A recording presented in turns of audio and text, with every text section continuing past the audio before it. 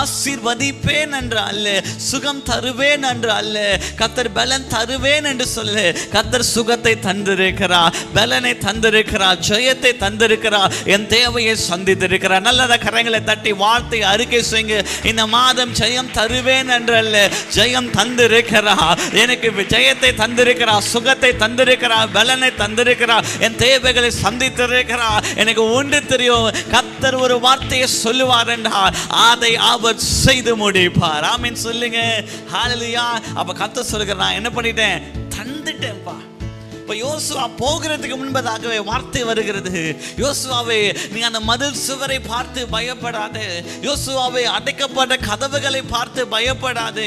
யோசுவாவே, அந்த உனக்கு எதிராக இருக்கிற இந்த சேனைகளை பார்த்து, ராஜாவை பார்த்து பயப்படாது. ஏனென்றால் ஏற்கனவே நான் இவர்களை உன் கையிலே ஒப்பு கொடுத்து விட்டேன். ஆமென் சொல்லுங்க. ஹல்லேலூயா.